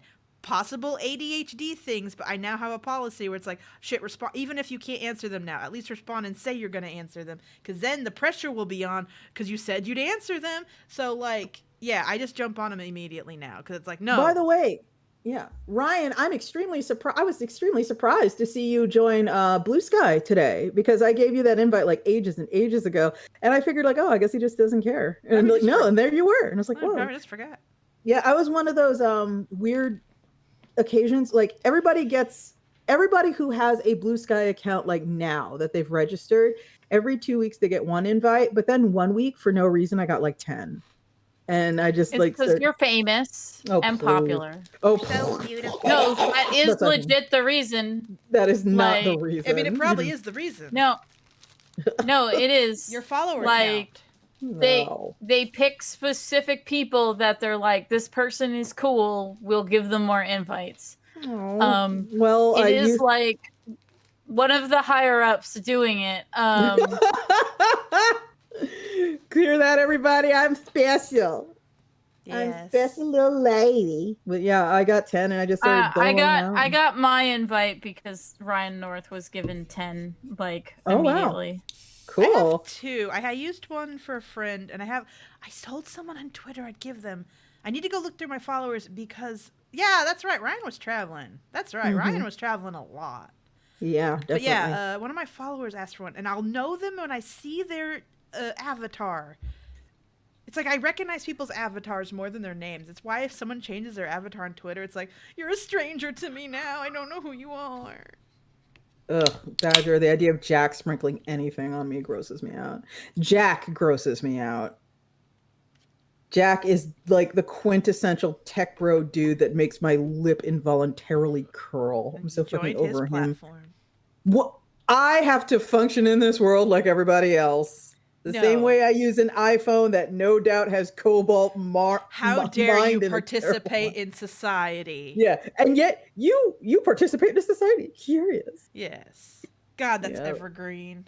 It really fucking is. Like, oh, this kind of sucks. Oh, and yet you participate. It's like, bro, if I could opt out of capitalism, don't you think I would? Don't you think if there was a check box I could have checked that like, no, thank you, full luxury space communism, please. I would have checked that. Spike, this is only tangentially related about opting out of society. Did you watch the People Make Games video about all the shit that went down with Disco Elysium? I did not know. Don't ruin it for me though. It sounds interesting. Yeah, I will it's add definitely that to my interesting. watch list. It's one of those things where like, oh, both sides were a mess. I have to check this out now. I was gifted Disco Elysium. Thank you, Jay. And I played through part of it, but then I was also gifted fucking Shadows of Doubt, and I've been playing that. And they're both very good, and they're both very time consuming. So I've been playing Warframe. They just released 2 frames that I want, but you have to go through a million steps to get them. But I will do it. I'm also like there's like a huge ass Steam sale going on right now. Yeah. And like everything on my wish list is for sale. Anybody want to get me Potion Craft, please? Please. Thank you. Last week I was at a party and we were all trying to convince someone to get Disco Elysium, and the way people were selling the game is by sharing how they died. I love the person who explained that they died because I sat in a bad chair. Okay, well, don't ruin it for me. I sat in a bad chair and it killed me. I will not explain what steps they took, but just it was amazing. A drug-addled 12-year-old insulted you so badly that you died. See, my favorite thing about the chair, it's not like the chair like broke or anything. It was just really uncomfortable. Yeah. And then apparently the fastest way to die is trying to turn on the overhead fan. Okay. Yep. You can die trying to turn on the overhead fan. Amazing. Yeah. My friends Disco and my Elysium is great. There will never be a sequel because everyone involved is a train wreck. I'm definitely gonna have to look this up. Amazing. My Warframe friends told me that I can't call the resource that the enemies drop, that you need to collect enemy juice.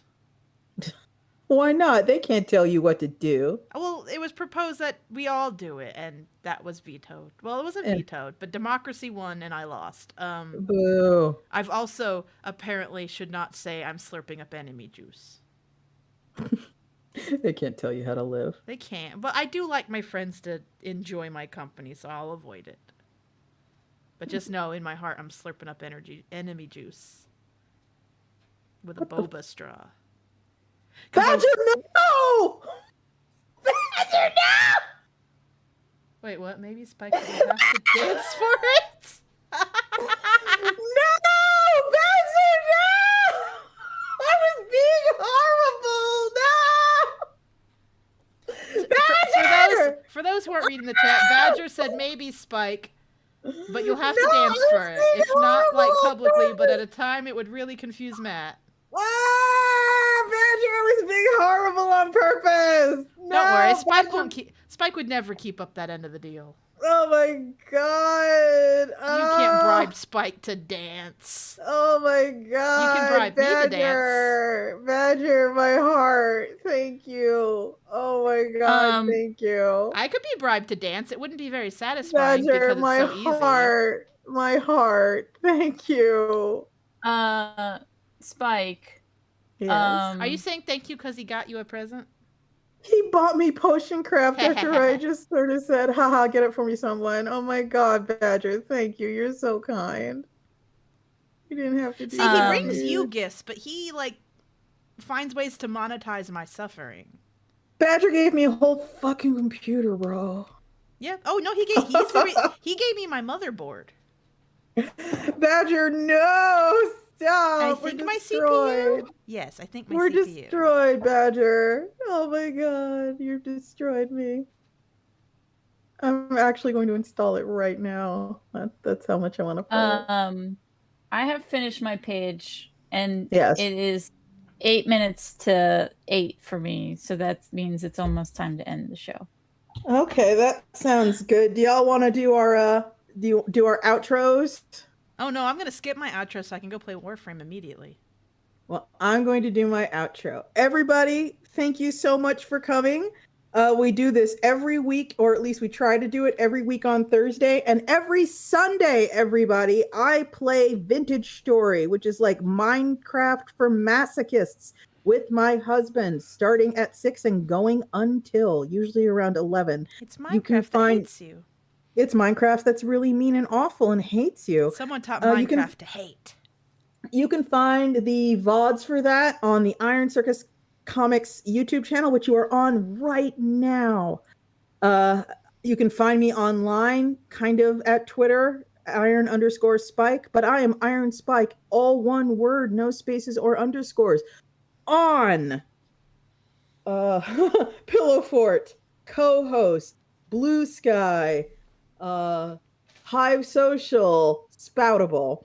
All those places, of all those places, I am most active on Blue Sky. If you've got an invite, invoke it and get an account set up. It's a fucking hoot. I'm having a great time, and I bet you will too. Right now, Iron Circus is having a massive, massive last chance sale on Scratch and Ding books. They're 50% off because they're always 50% off. Yeah, but we're trying to clear inventory right now because we are about to send our store fulfillment out to a third party for good. And quite frankly, it is not worth it to send 50% off books out for third party fulfillment. So if you want to buy 50% off copies of Iron Circus titles, now's your chance. Head over to ironcircus.com, click store, and see what we've got. That's it. I'm Kel. You can read my comics at kelmcdonald.com. I stream on twitch.tv/kelmcdonald every Tuesday, Wednesday, and Thursday. You should come watch me draw and talk to me about werewolves. There's too many social medias. I'm not going to list them all. Follow me via my website. Kel out. I'm Amanda Lafrene. Link in the description. Robot hot. Bye. Thank you for coming, everyone.